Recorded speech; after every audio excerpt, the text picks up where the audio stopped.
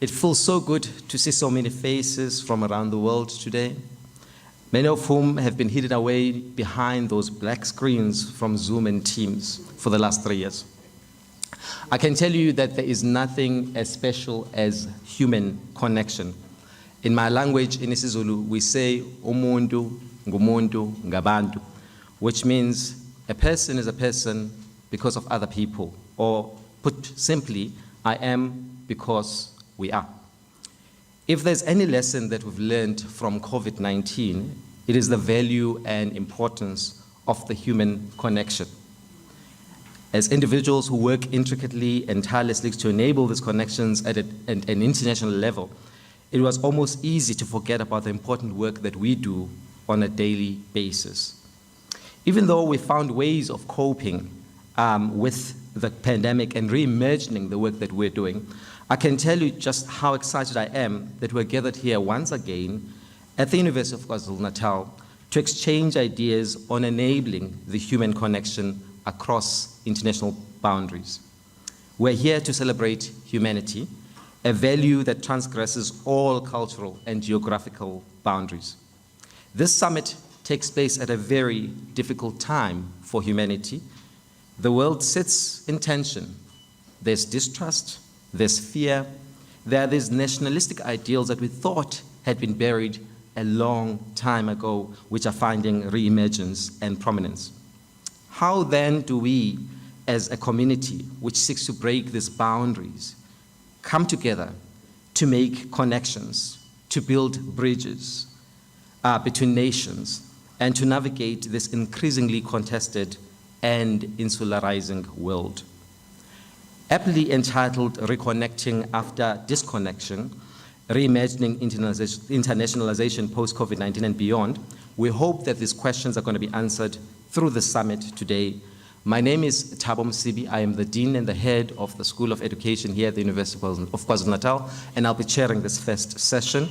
Just a point of note, please let us all keep our cell phones off during this entire session and throughout the day. Also, just to alert you, if you want to use the bathrooms, you come out of this door, you turn right, and then you turn right again, and you'll find your bathrooms on the left. Okay?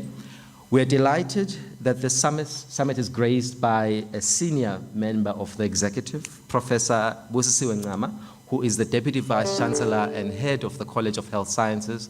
And like in any other family, if you go there and if you're not welcomed by a senior member of that family, you feel excluded. So I'd like to take this opportunity to ask Professor Ncama to come and welcome you formally to the University of KwaZulu-Natal.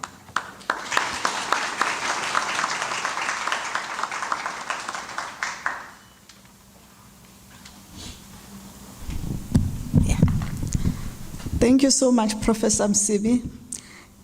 Program Director, Professor Thabo Msibi, His Excellency Dr. Lavelle Francis, who is the High Commissioner for the Republic of Trinidad and Tobago, His Excellency Catherine Muigai Mwangi, the High Commissioner of Kenya to the Republic of South Africa, UKZN Executive Management, distinguished panelists and fellow academics, our partner institutions, senior government officials, eThekwini municipality officials, members of the media, distinguished guests, ladies and gentlemen, sanibonani.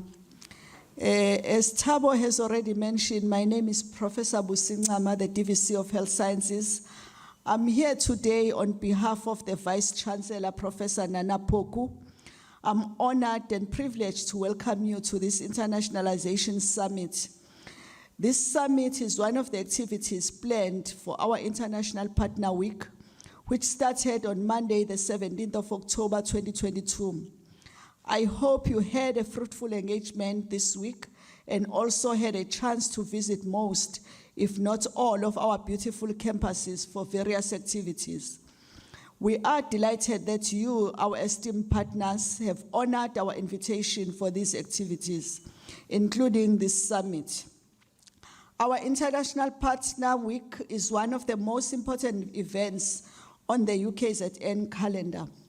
This year's International Partner Week is even more special because it is the first one we are holding after the outbreak of COVID-19 more than 2 years ago.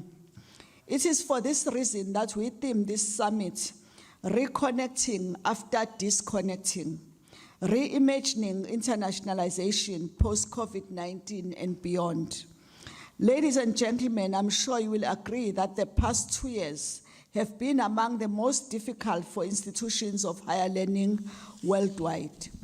Internationalization, which is part of our key strategic goals, was negatively impacted as the lockdown measures negatively affected student mobility programs and the recruitment of international students. To demonstrate the extent of the disruption, allow me to cite some figures relating to international students here at UKZN. In 2019, the number of registered international students was 2,023. These numbers have decreased to 1,437 this year. However, we are pleased that our incoming and outgoing exchange student numbers have picked up this year, which is a good sign. As disruptive as it was, COVID-19 demonstrated beyond doubt that we live in an interconnected global community, and that it is only through collaboration that we can effectively confront global challenges. I'm proud that I stand here speaking on behalf of a university whose researchers played a crucial role in shaping the international responses to the pandemic. The COVID-19 pandemic also forced us to think outside the box to ensure that internationalization continued despite the immobility enforced by lockdowns at the time. We had to seek new ways to create platforms that ensured our students continued to participate in programs offered by our partner institutions, while ensuring that our international students continued to participate in our programs fully. Part of our strategy was also focused on ensuring that we supported international students during that time, given that many of them lacked any social support system during lockdown, as they were far away from home. I must thank the team at the Corporate Relations for their hard work, while also acknowledging the many other colleagues from various colleges and schools who contributed in ensuring our internationalization efforts succeed. We are also starting to see the rebound. I'm proud to say that since the beginning of this year, our International Relations Office has facilitated the signing of 16 new partnerships. Today, we want to build on that success.